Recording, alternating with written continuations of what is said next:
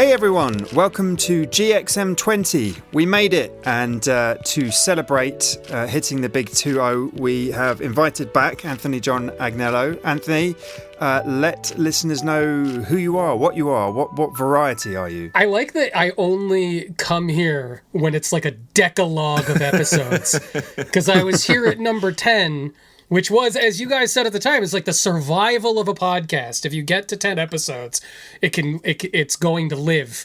And now I'm at 20, so it's lived twice. For everybody listening, my official title in our broken world is Creative Strategy Lead at IGN, which just means I come up with the kind of bizarre content nonsense that would have worked on a website just as editorial 15 years ago, but now you need a MaxiPad brand or Doritos to back it. So that's what I do for my day job, but I'm an erstwhile writer in the video game world. If you're somebody listening to this, you've probably seen my lighter notes in some vinyl releases. And just a writer and ne'er-do-well. I like to think of you as a maven. Yes. As a video game music maven. That's a good word that no one knows what it means and no one uses in the correct context, and it doesn't matter. And of course, also joined by my GXM co-host, Mat Ombler. Matt, how are you doing? I'm very good. I completed Baldur's Gate 3 over the Christmas break. Oh wow. My God. So, honestly... You know what? It didn't even get to a point where I wanted it to be over. It was quite scary because as soon as I finished the game, I was like, I think it might be time for round 2. But then I'm also looking at like the 125 hours or something I clocked and being like, I don't know if I can. If I replay this game, I am not going to play anything else this year. Is there like an official arsehole second playthrough where it's just like bestiality and dark choices and all of this? There's a class called the Dark Edge, which basically significantly changes what happens in the game, and really bad stuff happens. But I've got a couple of mates who I used to be in the band with. I'm kind of pushing them towards playing it, but I feel like, it's that thing where the more you go, this thing is really good, you need to check it out or play it or listen to it, the opposite effect just happens, and I think you scare them away. But basically, I'm thinking, right, all of us used to be in a band. Wouldn't it be funny just to do a 4-bard playthrough and just see what happens with vodka? And although I'm finding, on a too serious a note, I'm finding playing Divinity Original Sin with my nephew, and it's quite slow playing co-op. It is. I will say that. So you probably won't beat the game 4 bards, but it's probably worth a couple of hours of mojito fueled fun. Worth the effort. Excellent. Right. We are making up stupid categories again because that's just how we roll. And we're going to try and cover 2023, video game music in 2023. I'm sure we'll mention stuff that came out before then because, things just get swept up. People come to things at different times. But we're going to try and focus on stuff that came out in 2023. And first category, I think Anthony should go first. I think this was one of his. It's best 2023 track or mix that you would happily listen to for 24 hours straight. Anthony, what have you got for us? Lifeform's incredible soundtrack for Tunic. I don't know if you guys realize, I think the music industry broadly has recognized that there is no use in year delineations anymore. It's all ridiculous. None of these songs were recorded in 2023. All the mastering was done years ago. I thought you were just going to say, has formally collectively recognized the Tunic soundtrack. that was the big moment of 2023. The entire music industry turned around and was like, this game soundtrack. Rules. Absolutely. I let it in on a technicality because the retail releases for Tunic didn't come out until this year. I had previously thought that the Switch version, like a cartridge, was going to come out by the end of 2022. It did not. And so I did not play this game until mid-23. And, I love Lifeformed in general. I thought the Dust Force soundtrack was mind-blowing when it first came out. But every single song on this soundtrack, as opposed to you have 600 songs on the Final Fantasy 16 soundtrack, and maybe a third of one of them is memorable, whereas every song on the Tunic soundtrack could stand on its own. But To Far Shores, give me Give me a full day. Give me 2 days of listening to it. I could.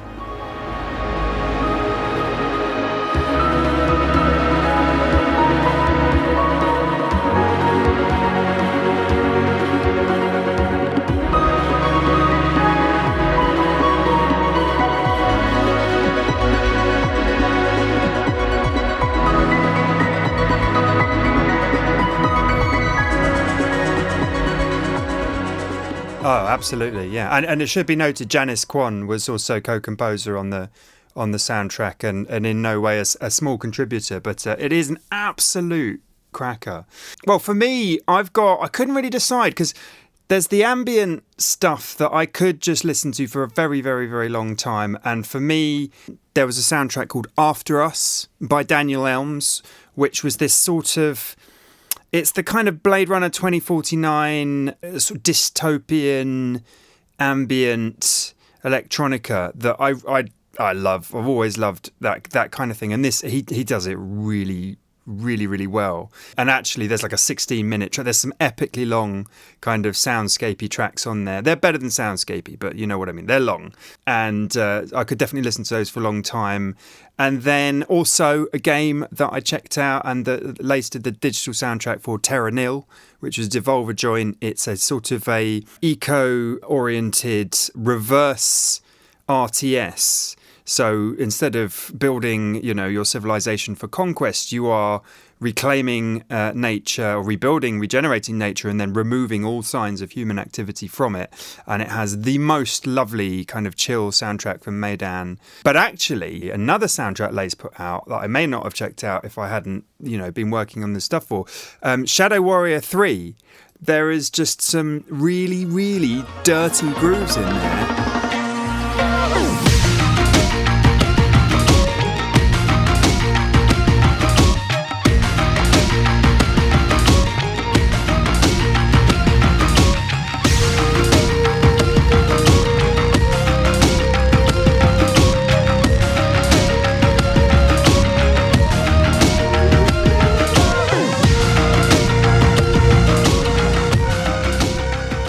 If it sounds like something that Yuzo Koshiro would have absolutely put into a hypothetical Streets of Rage 4 that came out in 1997, shouldn't that just automatically put it like in the Hall of Fame for game soundtracks? Sure, yeah. So the track we just heard a clip of is Viet Diet, and I could just bop along to that for 24 hours easily. It's just creative and woozy and awesome. Matt, what have you got for us that you could listen to for 24 hours straight?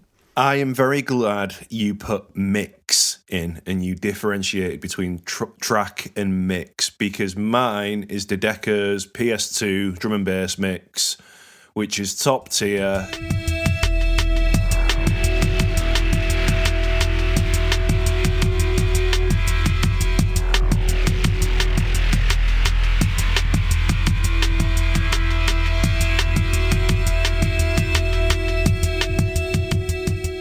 Any video game music mix that has not one, not two, but three tracks from the obscure PS2 game Chain Dive, which is basically just like a really good house soundtrack, gets good creds. Yes. And as well, as you'll know, like I go on about Dedeco all the time. I think I was one of the first guys to find him and subscribe to his Patreon because I was so tired of searching for like house and techno remixes on YouTube and just getting bombarded with these crappy EDM mixes. More on that later, because I can't stand these bad EDM covers. But Dedeca's channel came out of nowhere one day. I was like, oh wow, this guy gets it. Like, he's doing really good remix sets of video game music. He's a great guy, and I don't have children, and it's kind of like what I'd imagine a proud father moment to be like going, his YouTube channel's doing really well now. Like he finally cracked the algorithm. Go on, Dedeca. So, it's pure talent. Yeah. I mean, I don't sense any of that YouTube cynicism from him. No. Of manipulating it or doing anything. He is doing the purest possible version of what he wants to do. And he wears very large coats. He does wear large coats. That is, and he looks like he needs more sleep, but he's a DJ, so that's fine.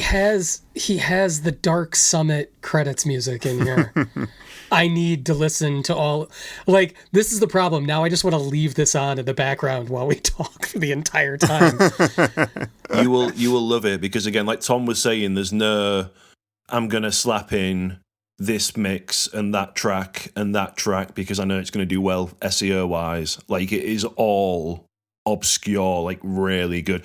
To give you an example, we had him on the podcast and I was asking him about some of the wildest stuff he's found, and he was talking about, I think it was a Barbie game or an exercise game that had only been released in Germany on the PS2. And it just had like a really hard Euro dance soundtrack. And he just got a hard drive of music like that. But yeah, you need to listen to it afterwards and let us know what you think. There's something hypnotic about the B-roll he rocks with as well.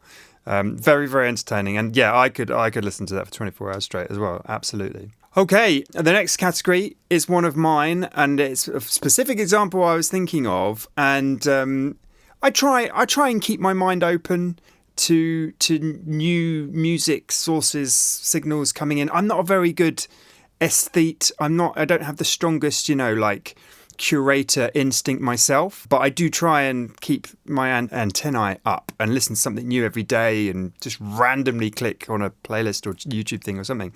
And on Twitter, I saw something that came up that was really caught my ear. So this category is favourite 2023 track or soundtrack. We can get rid of 2023 for this. Something in 2023 that you never would have checked out, but you saw it on Twitter or at random and took a punt. Anthony, for just cultural reasons, take a punt as in place a bet, invest your energy in. Yeah, for me, it's this game called Death's Gambit. I'd never heard of it. I may have dismissed it at a glance as another kind of Soulsy Metroidvania, but just a small snippet of the 2018 soundtrack caught my ear on Twitter, and then I listened to that and really found some very, very rich stuff there. And then the DLC or the expansion Afterlife also has some crackers right at the beginning of the OST.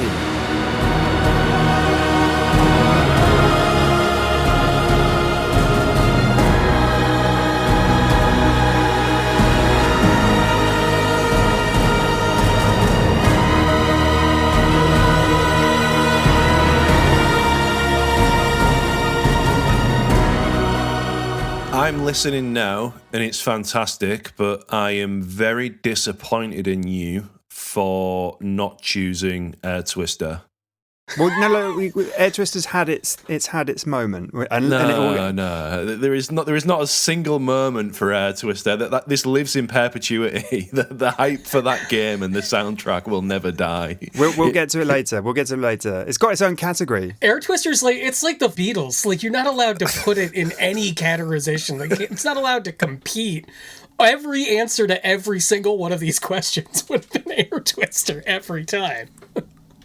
The composer for Death's Gambit and Death's Gambit Afterlife is Kyle Hnedak, and I just really instantly grabbed it from Twitter, caught my ear. Matt, what have you got for us? I have got, trying to think of a clever way to describe this, but it's just Mick Gordon's Doom V2. Squared. Yes, Mick Gordon squared. It's from a game called Trepang 2, which is essentially a spiritual successor to Fear, if anyone played those games. I heard the soundtrack first, courtesy of Now Listening, which is our friend Pierre's newsletter. We'll drop a link in the description for this episode. But it's just a really, really good metal soundtrack. Say metal, it's like metalcore, it's heavy.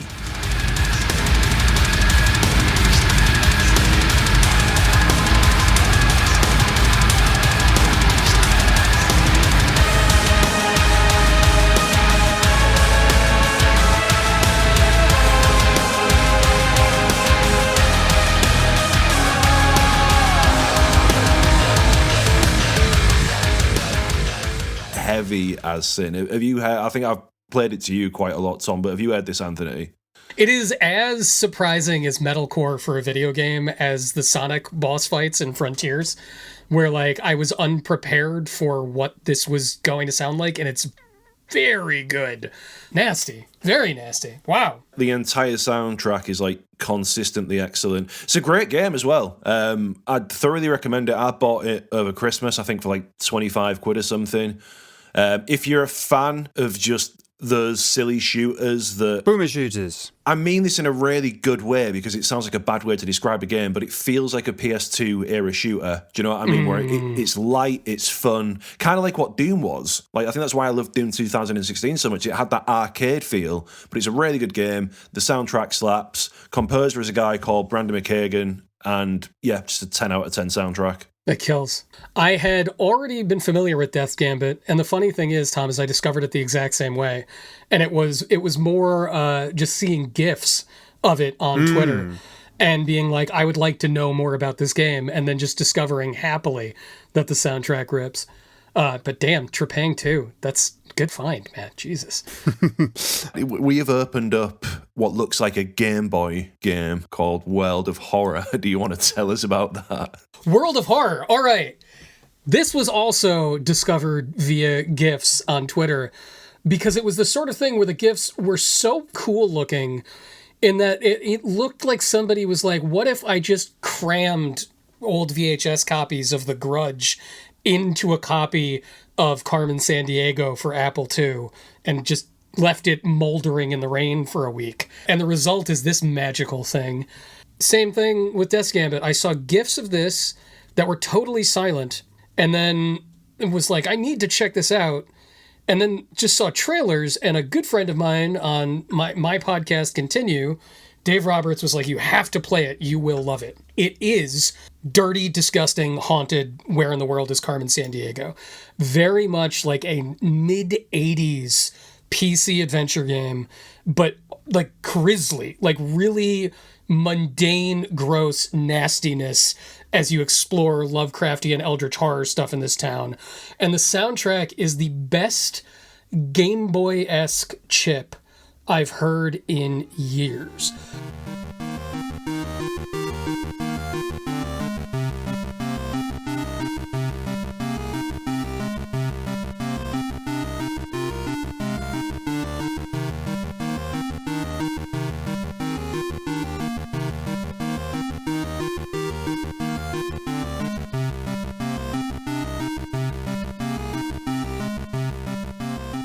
There's like Game Boy infused chiptune pre Scott Pilgrim the game, and then all of it post Scott Pilgrim the game.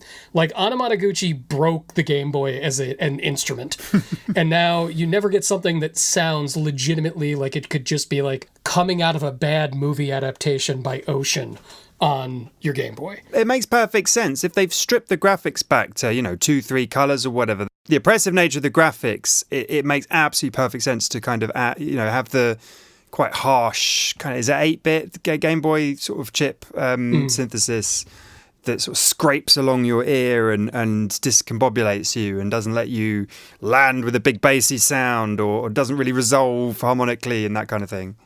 Yeah, I love a Game Boy tone that just doesn't have the depth that it feels like it does. And this is an awesome soundtrack. The whole thing is this good. Highly, highly recommended.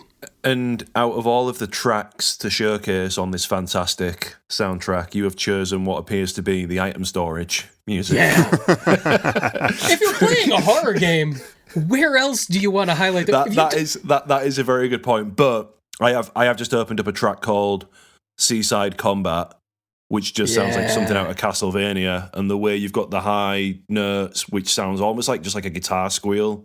Like this is really good stuff. This is a nice find. Awesome. Okay, we're going to move on. We've got a category. I'm going to sort of dive out of this one because I somehow got through 2023 without really playing any remakes.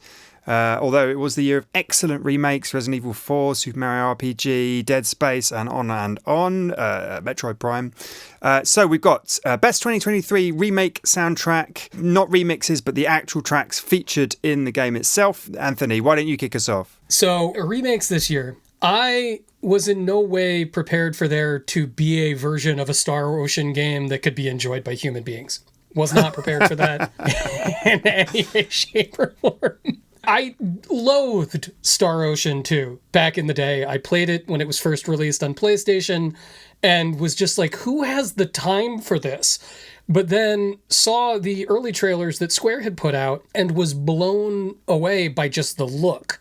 And this is one of those Square Enix games where they're like, we're going to put a demo out there that's 4.5 hours long. So you could see for yourself that it's good. You don't have to put money up front. And it is spectacular. Like they made a very, very, very playable good game that just so happens to have like the most lush versions of Sakuraba songs I think I've ever heard. It is just as sort of delicate and plush as the look of the remake is, sort of really taking what you see in the HD 2D of Live Alive and Octopath Traveler and blowing it out for the 32-bit generation. They've kind of applied that same thing to the original soundtrack. And I like this so much more than any of the bombast that I hear in any other Star Ocean soundtrack. I was shocked by how good this was.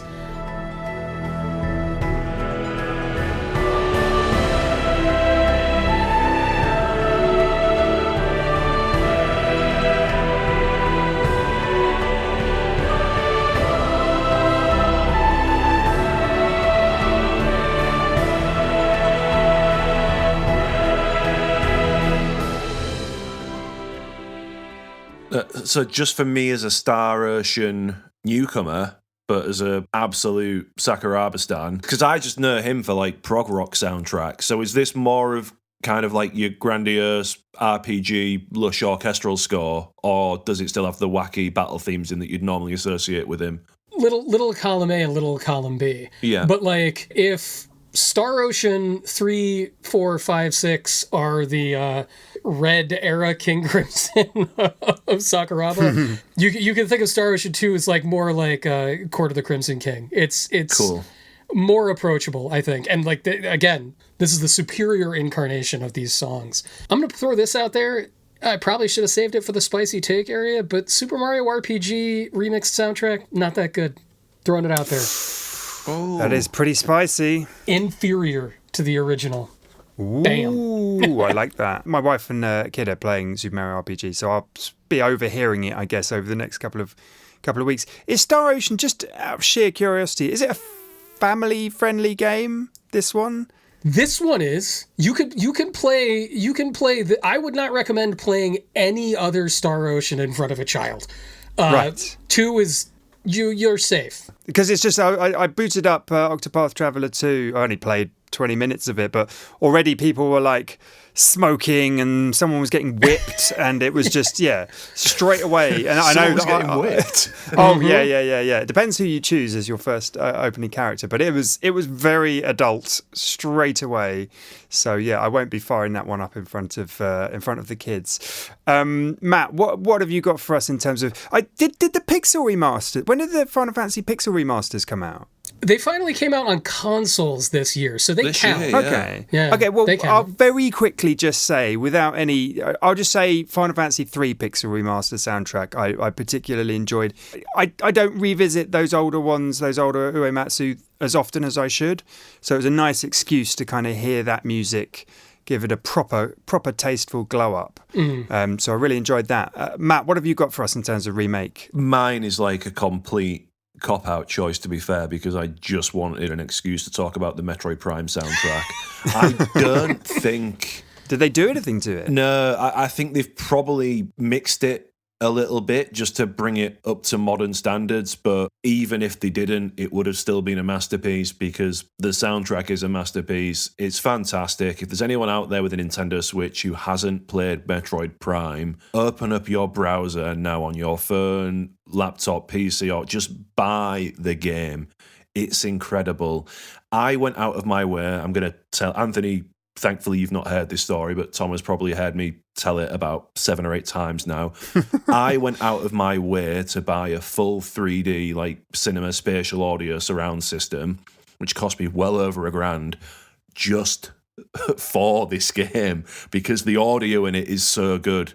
I was like, I was playing it through a TV when I was a kid, and I always saw the supports Dolby Surround. So I was like, you know what? If I'm gonna replay it, I'm doing it properly, and I am glad I did. Phendrana Drifts deserves that treatment. Yeah. In whatever incarnation it takes. So right, that does. And that is one of my favourite tracks, but the mini-boss theme. Yeah. Phendrana Drifts is the one that I remember, and I think it's the one that most Metroid fans like who have played Prime know. But just everything that's going on in this, all of the different textures and the widdly synths.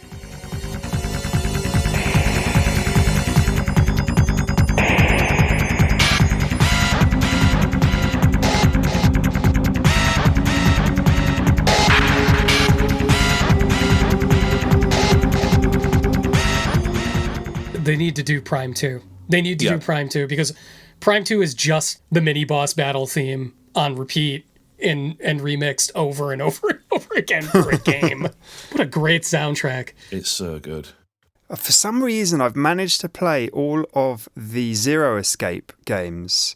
And it reminds me a lot of the kind of what I call like anxious techno. Yep. That kind of like weird, crazy samples and things like popping in and out and really unsettling you, just keeping you unsettled. And this normally when something is about to blow up in an RPG and then you get the countdown.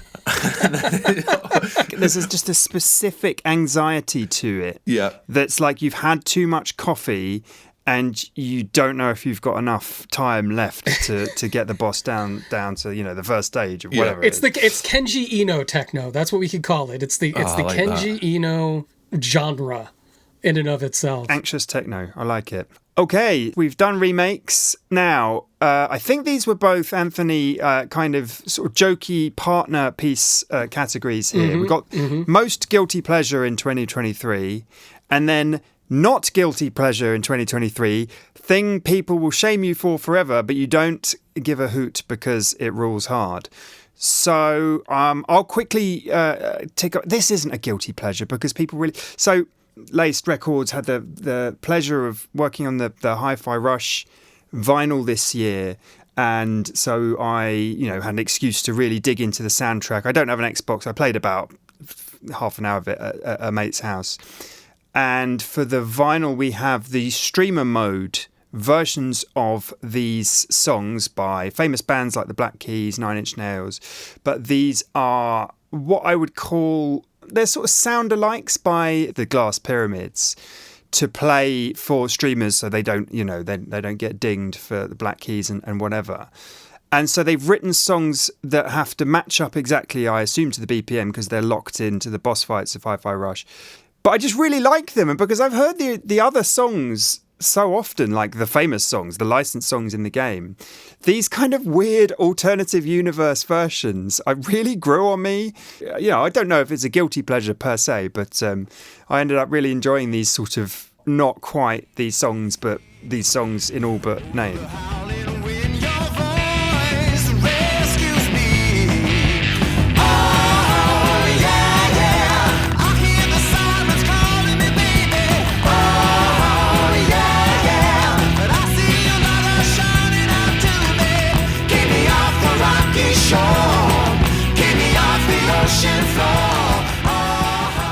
I have to listen to these. I have no familiarity. A lot of people who've just played the game wouldn't, but they'd know exactly which song they were in theory listening to because they're so close and so well done and kind of well engineered to sound exactly as they should. It's really clever stuff.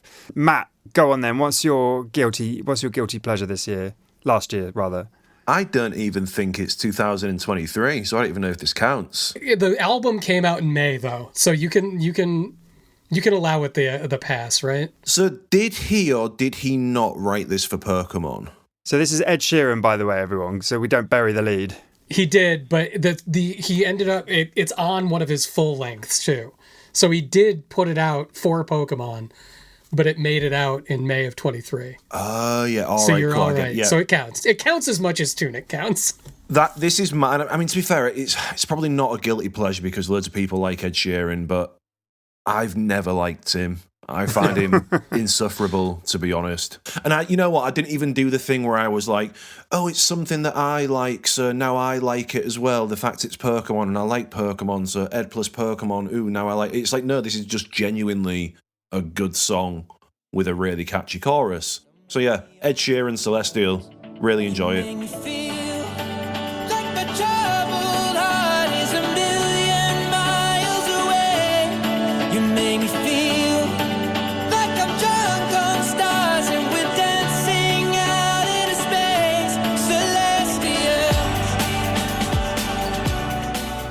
The spoiler is that if you're answering these questions correctly, it's the same answer for both. Like you recognize that this is a guilty pleasure, and it is. Like, you could consciously be like, I'm guilty for liking an Ed Sheeran song, but also fuck everybody else because this song rules. All right, so my pick for this, I can't fully be blamed for, because it's your country that published it. Funbox Media is a United Kingdom entity. I had nothing to do with the creation or publishing of smut for the Nintendo Switch. However, I will consume it as a collector of physical Switch media. If there is some obscure cartridge that is going to get published for the Nintendo Switch, I will buy it sight unseen, and that's how you end up buying things like Boo Party, which is a collect-a-thon adventure game. Like, the closest comparison to what this game is like Marvelous for the Super Nintendo, which is Eiji Aonuma's first game. It's like Zelda top-down perspective, but there's no combat. You're just wandering around, finding items, and then a monster who has breasts takes their shirt off. And the cartridge for this game came with a CD soundtrack. And when it arrived, I said, why? Dear God, why is there soundtrack, let alone a printed CD soundtrack for this release in the year 2023? And the answer is because the soundtrack by the Opus Science Collective rules. I'm trying to think of, like, as a genre, it sounds like the kind of perverse, dirty funk you would have heard in a Saturday morning cartoon 35 years ago. That's the best way to describe it. It is technically chiptune, but like dirty funk chiptune. Like, it sounds like something, again, like you would expect it to be at the beginning of a Heathcliff episode. It's spectacular.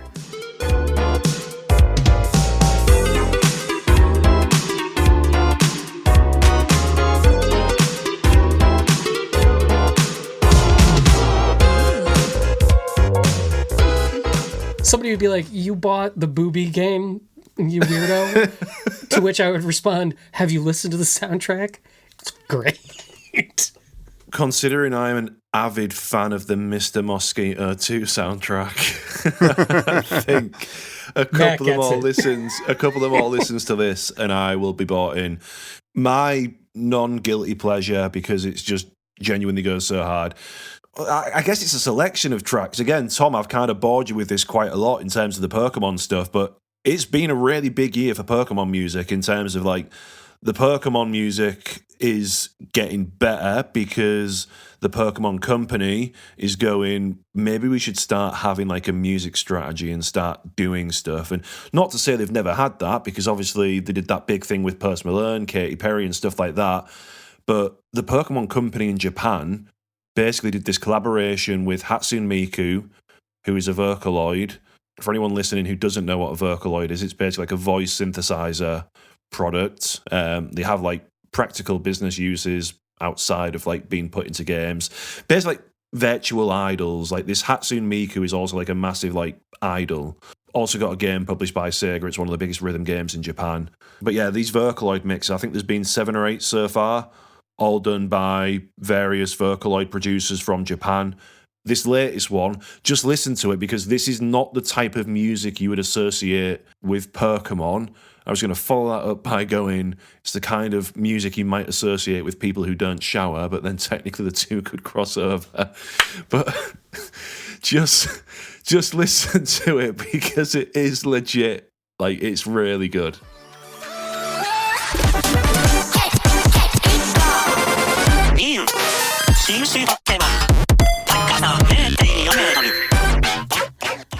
It's very good. It's kind of like hyper pop. I don't know. Yeah, it's fun. It's colourful. It's silly. It's that bass line. It's just a really, really dirty bass line. Like, really dirty. This is my category, the quote-unquote, I quit because this soundtrack's too goddamn long award. I'll let you pick your favourites, but I just wanted to highlight some of these. So Street Fighter 6 drops digital soundtracks, 284 tracks. If you want to buy it on iTunes, it is in the UK, it's £50, right? That is the price of a new Switch game. Final Fantasy 16 came in at what I thought was a modest 181 tracks. That's only £35 on iTunes. Tracks, not songs, it should be stated. 181 tracks. There are noises that are played throughout Final Fantasy 16. Octopath 2 comes in at a quite reasonable 131 tracks, but it's still a lot to absorb, especially if you're not, as you say, playing the game, playing the long RPG and really becoming familiar. Sonic Frontiers has had additional music added that takes it up to, I believe, 191 tracks. But my favourite, and it just for some reason I had to look it all up and put it all in a single playlist. The officially released soundtracks, including some released this year, of Genshin Impact is now up to 916 tracks. That is 1.1 days worth of music, of very Studio Ghibli, lovely, music for the most part. Very small. The weird thing about that is they're very short tracks. There's a lot of them in the early soundtracks are like 1 minute, 1:20 or something, which makes it a kind of interesting listen. But I think if you've played the game, it's not so much of a problem because you know what tracks you're looking for. But I think when you're people like us who are obviously really into video game soundtracks and we get a recommendation, it can be quite intimidating to, let's say, for example, someone goes, Street Fighter 6 soundtrack is incredible, you need to listen to it. And it is really good, but then you look at 284 tracks and go, where do I start?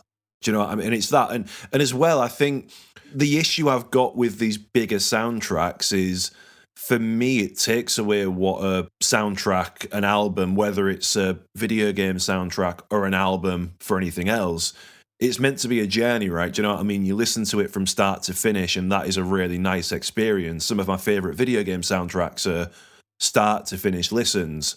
Some of my favourite albums are start to finish listens, where I only listen to those albums from start to finish, which it's something I'm not going to do with Final Fantasy 16 for numerous reasons. I mean, this award is in honour, really, of Final Fantasy 7 Remake, because, of course, that the original soundtrack was over 8 hours without the bonus stuff, the jukebox tracks, then another 4 hours of integrate tracks. And that's only part one of the Final Fantasy 7 Remake trilogy. Who knows the track count it could reach by the end of that trilogy. And the trouble is, okay, I work for a record label, and there is a tension between the fans that want everything, and also the other side of that is that the composers want everything put out as well, and or the audio directors, like, they paid for this music, they produced it, they mixed it, they are happy to just put it out, as big as it is. And then that tension, as we've discussed before, all of us discussed in various different conversations about just like, yeah, but it's not an album, is it?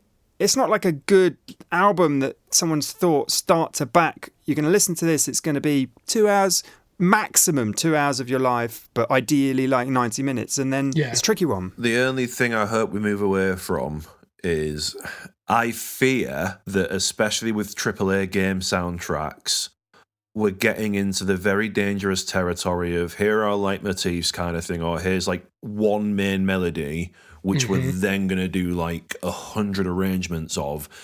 And this is where maybe the spicy take comes in.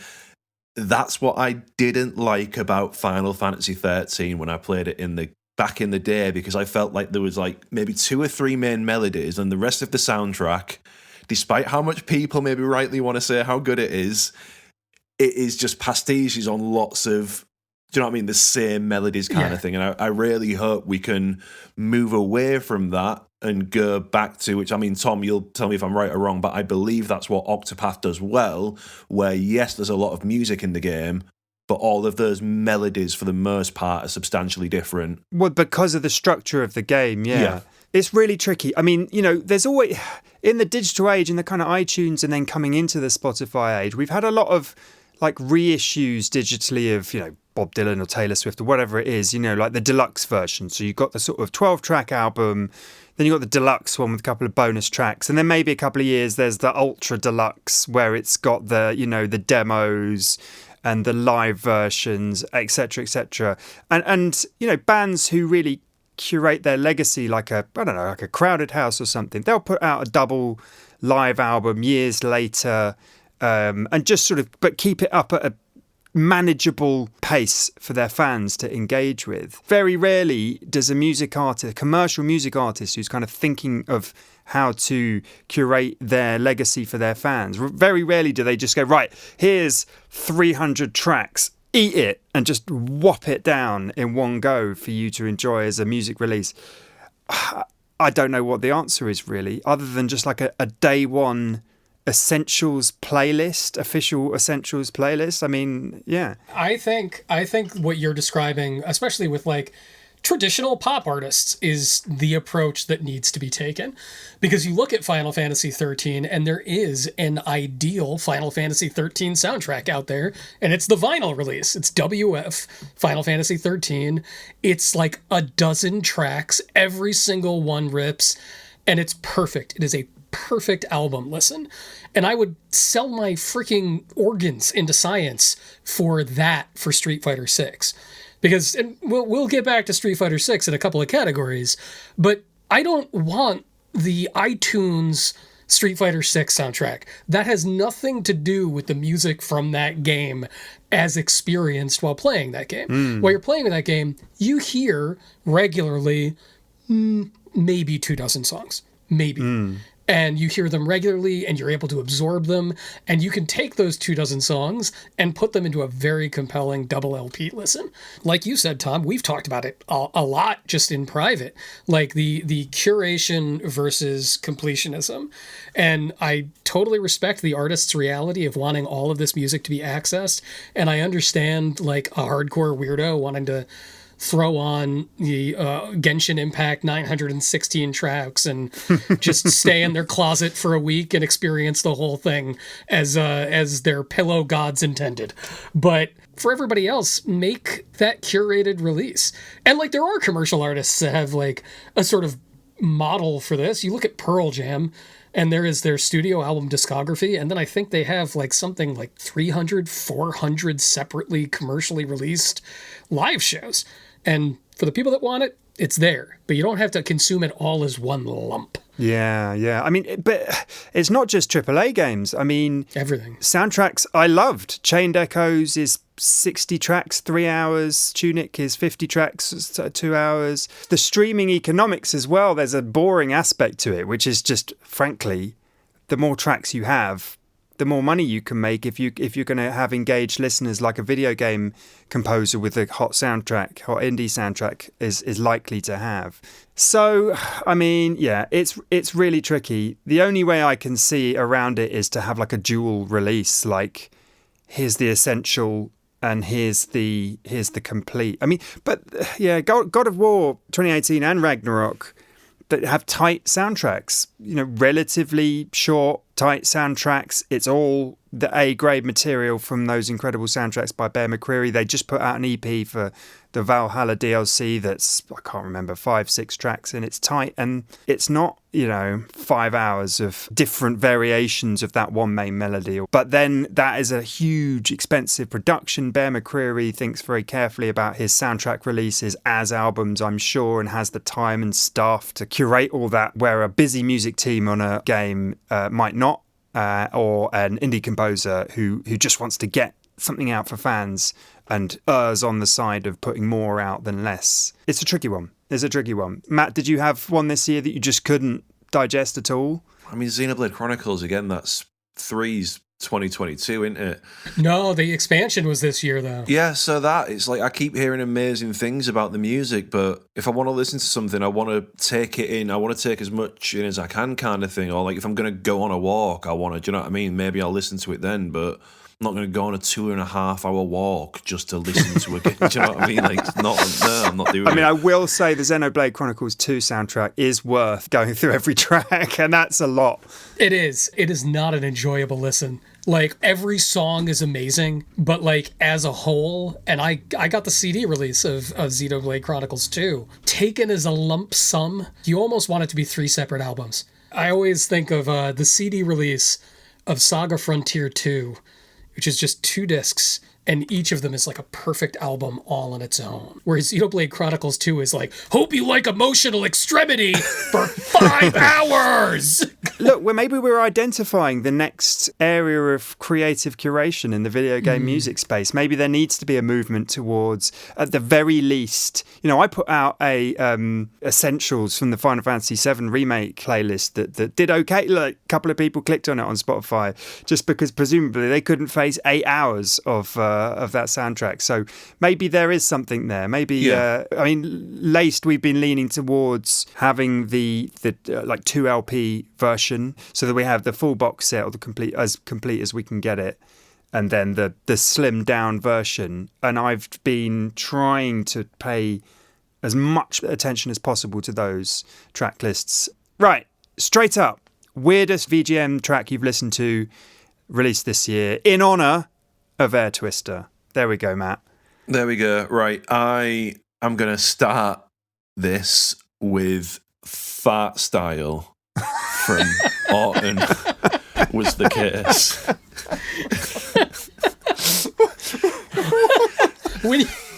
Okay, I'm gonna try and bridge the Atlantic divide between us, guys. When this came out, I immediately thought of like those horrific print ads you would see 20 years ago for all of the ringtones you could get inspired by Crazy Frog. I was like, where did Matt find this?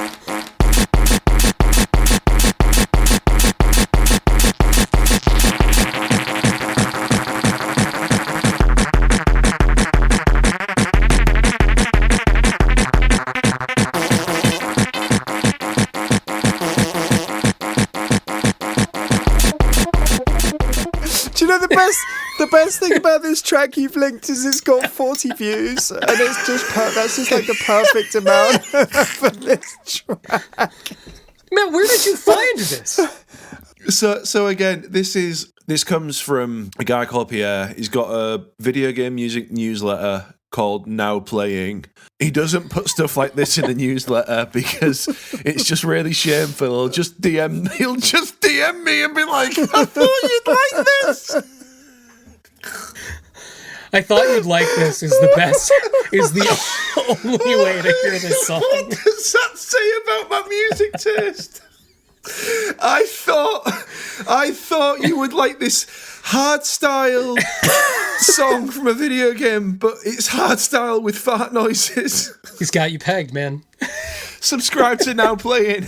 How do we? Yeah. Big up Pierre. I don't know how to recover from this. Really, I'm just going to cough myself to death. I don't think I could have picked anything anywhere near as strange. I mean, Anthony, you're saying you enjoy. You said you enjoyed physical Switch media. So Devolver put the pre-orders up for Demon Throttle vinyl. So I had the great pleasure of digging into this soundtrack. It's a physical only game on Switch, and I don't think the full soundtrack is available anywhere online. So it's like this double kind of physical thing, but it's just this. It's no fart style. Let's be fair. But it is kind of like jazz fusion, but pure chiptune. I'm pretty sure that the composer sticks to the rules of chiptune. He does. But just pushes the instrumentation and the time signatures and just the genre mashing really far out there. And I really love it. I mean, it's great stuff. It's not strange or weird, really.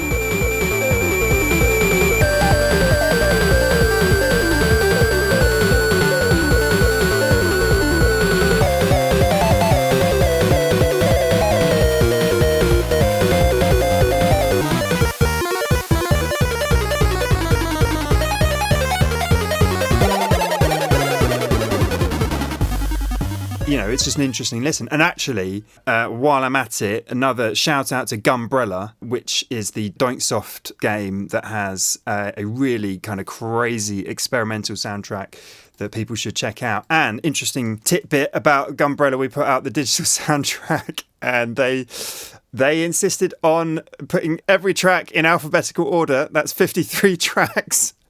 And it starts with Airship and it ends with Zero. That's the Gumbrella soundtrack. So talk about curation. That's interesting bizarre. one. Yeah. I was very glad that you put Demon Throttle on here, because Demon Throttle is spectacular. Like what a wonderful artifact that is. When the actual cartridge release came out, it came with a sticker sheet. And I thought to myself, I'm going to offend all of the diehard collectors I know by giving this sticker sheet for a physical only game to my child. And so the diehard collector I know who like keeps everything mint in package, every now and again I'll just send him a picture of where she's put one of those stickers. Just drive the knife home. My guilty northerner habit is getting pre-orders from Currys, which for our American listeners, Anthony is an electronics shop in the UK. They normally come with like stickers or like the same kind of stuff you'd get from like Nintendo store. You know, if you buy something direct, straight on eBay, £10 back. That's the way to do it. Do it every time, and I will still do it when I have children. They will not have my stickers. Anthony, there was a game about melons earlier. It's a very melon-themed year for me. And now we've got a Suika game. What's weird and strange about? Just describe people what Suika game is if they haven't sort of heard of this phenomenon. People are not familiar with the phenomenon of Suika game. It is a puzzle game that is very slow-paced and very patient, where you drop fruit into a well. 2 types of fruit touch, they turn into a bigger fruit, and eventually your goal is to get a watermelon in there, which takes up an enormous amount of space. It's very difficult.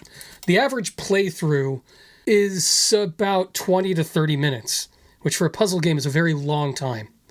And you only hear this one 90-second loop the entire time.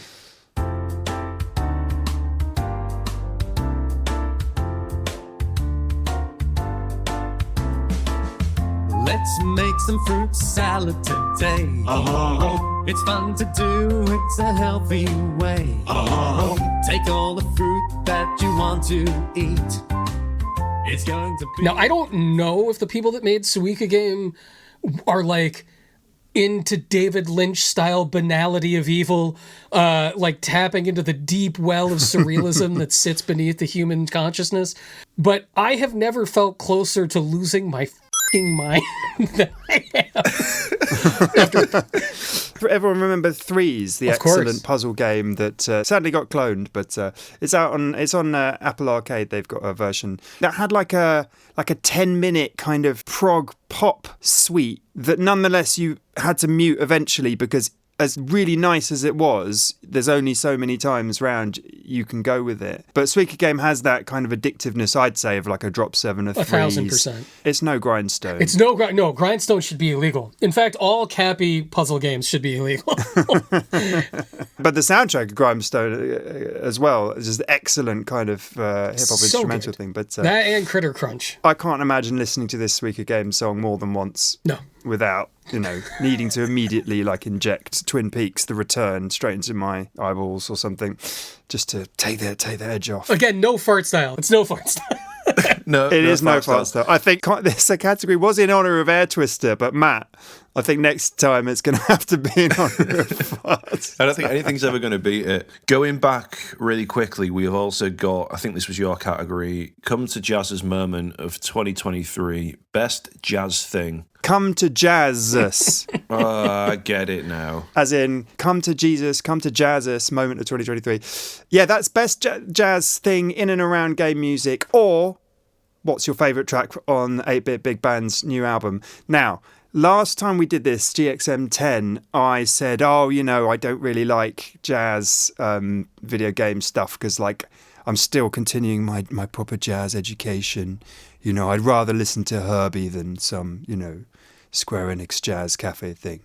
And then I heard Can You Feel the Sunshine? I actually saw the video on Twitter of the 8-Bit Big Band, and I got the full, in my face, just the sunshine blast of energy and enthusiasm coupled with, intricate jazz big band arrangement of Charlie Rosen, and I fell immediately in love. And I guess I've had my come to jazzist moment.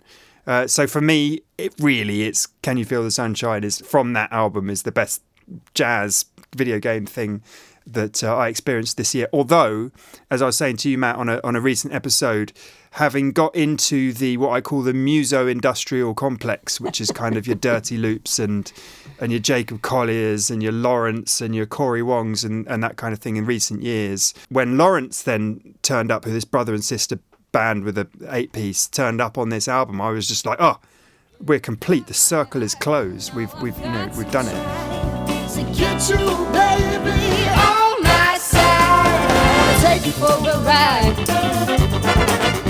I wanna take you for a ride. It's plain to see this ain't a game to me.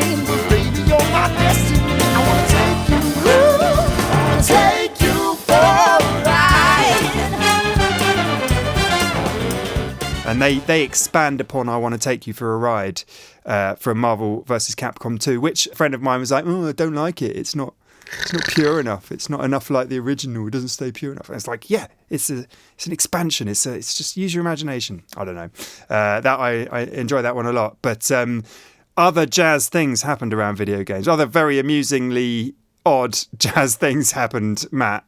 There is no reason this should have happened. One, I do not understand how someone came up with this idea. Two, I don't understand how or why Bandai signed it off, but boy, am I glad they did. So this is an Elden Ring jazz concert featuring the Grammy Award-winning jazz artist Kenny Garrett, who is basically like creme de la creme of like saxophone players in the jazz world. This was a live show in, I believe it was New York, but they also streamed it. I foolishly didn't buy tickets to the stream, went out of my way to email Bandai's PR person and was like, please put this online. Like, is it going online? No, sorry, it's not. Can you just send it to me anyway? Because I really want to watch this. No, sorry, we can't do that. So I just assumed that I would never see this concert. And then lo and behold, YouTube algorithm just decides to throw it in front of me today and go, yep, the entire concert experience, which someone's uploaded, which only has 166 views, somehow found its way in front of me. I've timestamped this just at a moment of insanity, so just listen for a couple of seconds.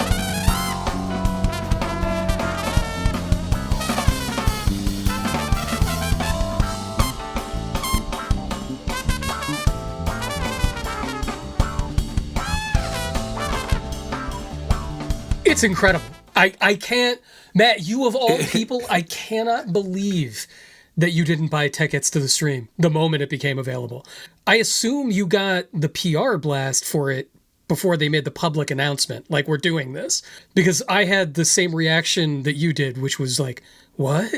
Huh? Like, nobody in your core audience wants this. I want this. What if we take the music from this IP, which is synonymous with symphonic orchestral music, and give it to some avant-garde jazz players, man? Well, look, okay. Guys, I'm afraid I'm going to have to go all Adam Neely on you. Adam Neely being the, quite famous kind of jazzy music analyst, YouTube guy. And to bring it back to 8-Bit Big Band, actually, he made a video that I was already thinking of writing a blog on, but he already made the video and covered every single possible angle I could possibly do, because Adam Neely played bass with the 8-Bit Big Band and made this video all about, is there a new So in jazz, there's a thing called a fake book or a real book of the sort of standards, 100, 200 standards that if you're a proper jazz session player, you kind of have to know these down pat. And the video was sort of angling towards, well, what if, because video game musics have structures that kind of are a bit like jazz heads, like you could take a recognizable section of a Super Mario tune, have that as the head of a jazz tune, have your improvisations, and then come back to it.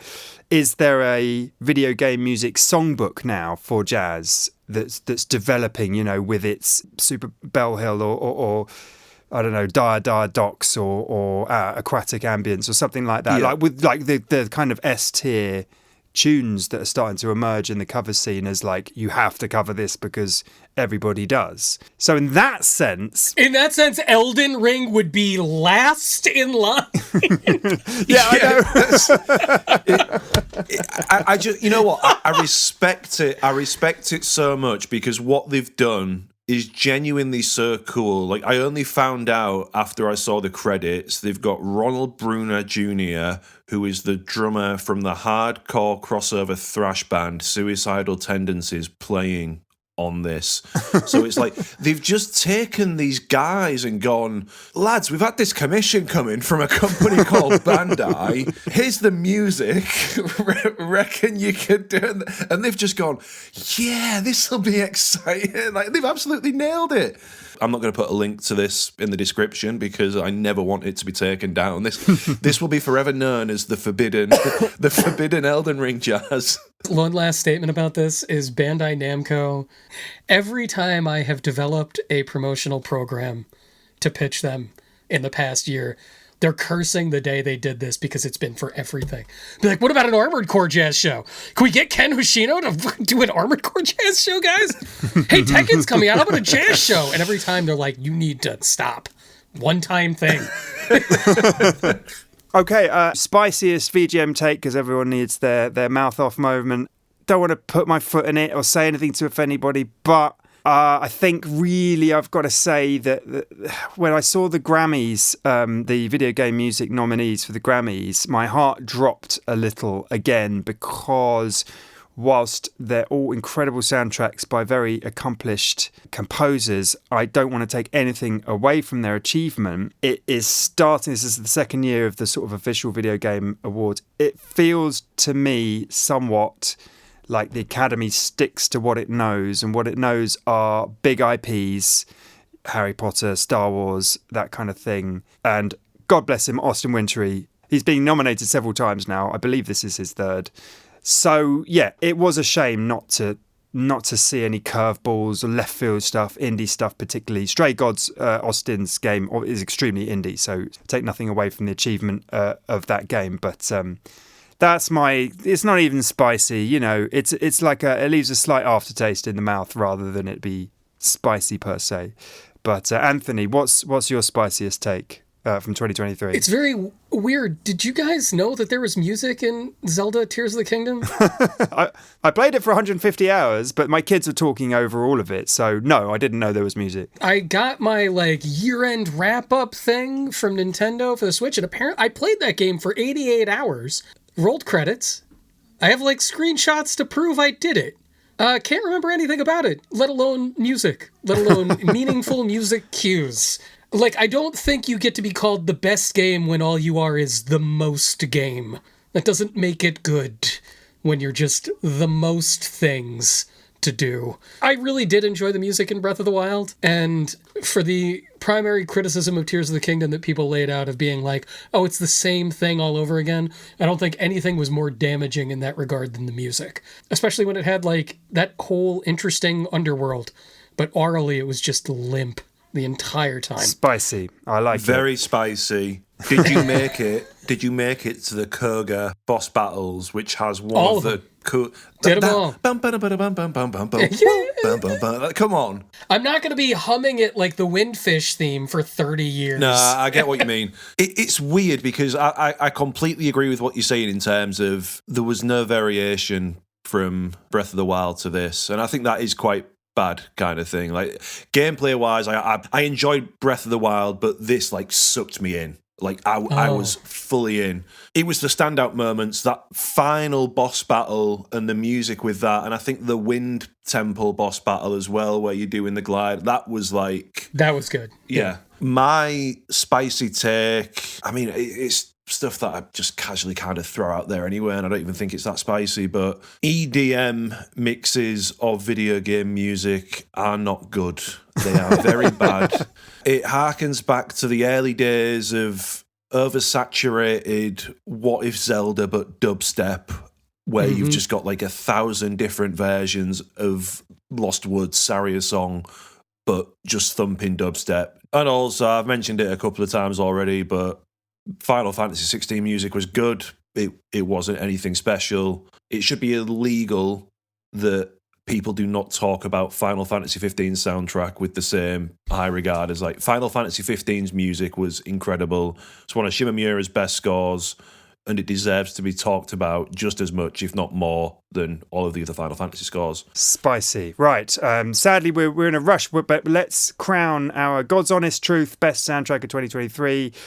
I'll just jump in. There's a couple I could have had. I worked a lot on the Lords of the Fallen release, vinyl and digital, and I fell in love with that soundtrack. I think it is really, really cracking dark fantasy score. I interviewed Takeshi Furukawa, who has a lovely kind of sci-fi orchestral score with Planet of Lana, but really the one that stuck with me was Chia, John Robert Matz, who went out of his way to be true to the authenticity of the game set in New Caledonia. Just the main melody, just the way he teased it out, the sailing music.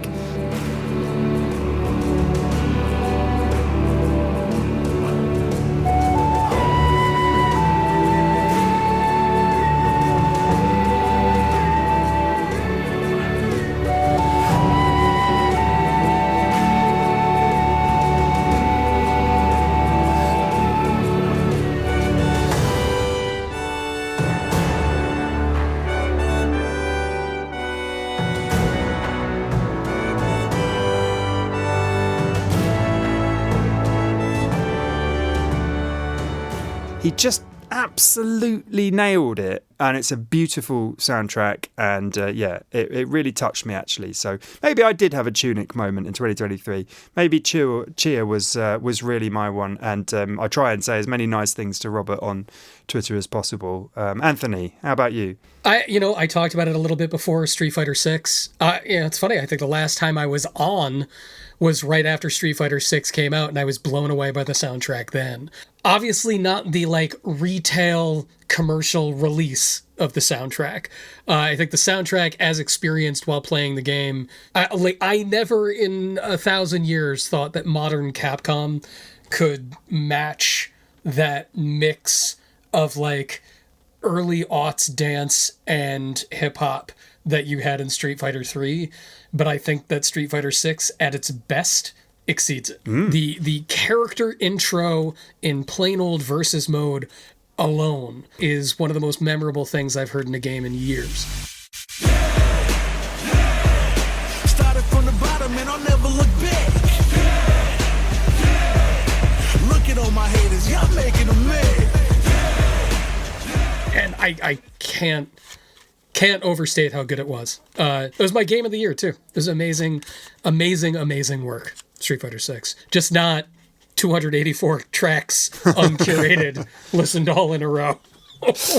Matt, you've mentioned Trepang 2. You mentioned it lots this year, actually. Is that your best, or? I genuinely think, I think in terms of a soundtrack blowing me away and impressing me, I think Trepang 2. Second choice if I had to go for one. I know it's not really original music. I think there's maybe 1 or 2, 3 songs that are new for this, but the soundtrack for Bomb Rush Cyberpunk, just a really cool collection of just loads of UK garage.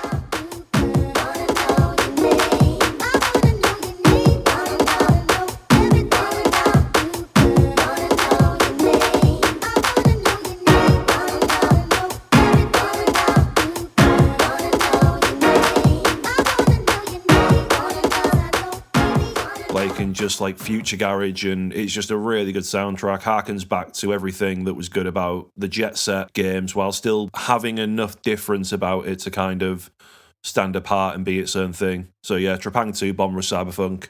Awesome. And then the quickest lightning round ever. 2024 most anticipated soundtrack that isn't Final Fantasy VII Rebirth. Anthony, go. I mean, it's, for me, Iodine Chronicle. The soundtracks to Suikoden 1 and 2 are legendary. The fact that I'm going to get to hear music like that again when I never thought I would. But, like, I think Matt has the real answer. Matt, a game that I think is fictional, but... Metroid Prime 4. If we say it enough, it might happen. Other than that, something Nintendo. I've been saying for the past 3 or 4 years, every time I chat to my mates, we're going to get another Donkey Kong soon. I think we will. But yeah, Metroid Prime 4, Donkey Kong, something Nintendo. And for me, I don't know if Greedfall 2 is coming out this year. I didn't play the first one, but I did like the soundtrack, and I'm a big fan of Olivier de Riviere's work. I don't even know if he's working on Greedfall 2, but let's assume he is, and it's another banger coming from him.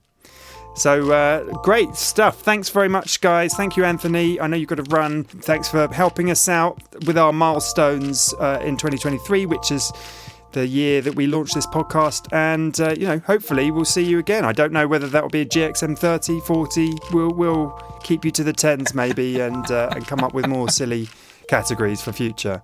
How does that sound? I love it. I love every part of it. And I can say this as part of the episode.